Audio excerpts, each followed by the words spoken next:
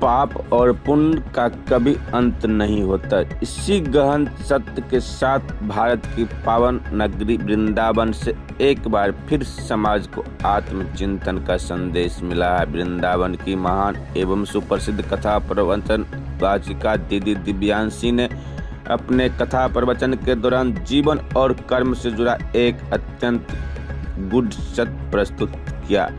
उन्होंने स्पष्ट शब्दों में कहा कि पाप और पुण्य की कभी हत्या नहीं होती और कोई भी व्यक्ति अपने कर्मों के फल से बच नहीं सकता।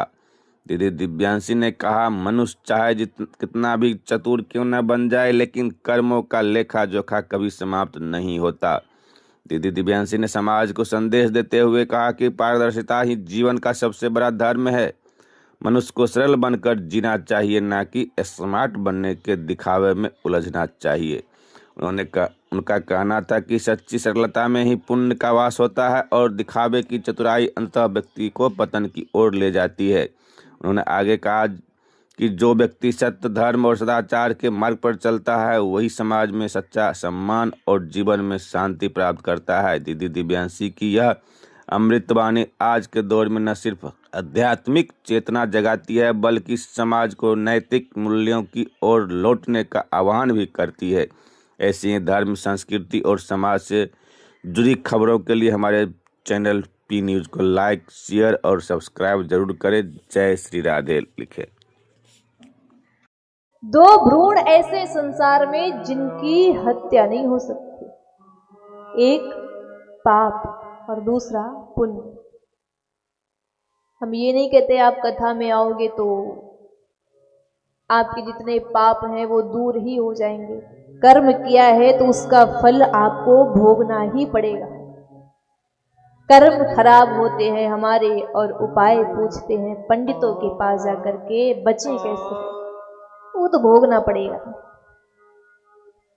ये कथा हम सभी लोग श्रवण पान कर रहे हैं तो चार आधार पर कथा सुनेंगे। पहला आधार रहेगा व्यावसायिक।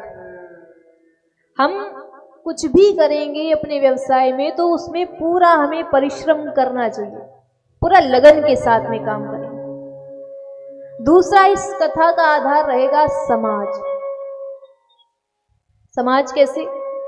समाज में पारदर्शिता रखिए। इस कथा में आप आए हैं बनावटीपन लेकर के मत बैठिए, जैसे हैं वैसे बनिए। कहते हैं सरल बनिए, स्मार्ट मत बनिए। आपको ईश्वर ने बनाया है, किसी कंपनी ने नहीं बनाया। तीसरा आधार इसका रहेगा परिवार।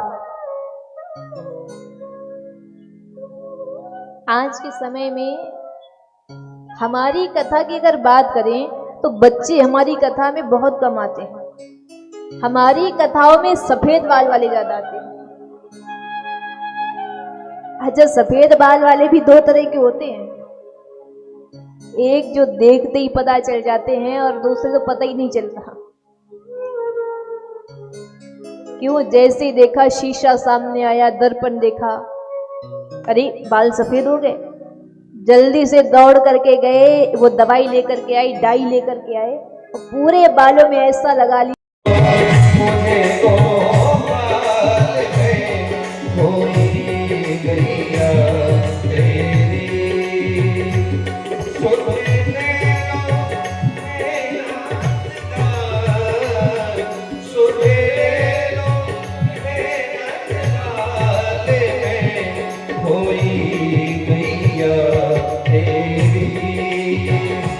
तुम्हें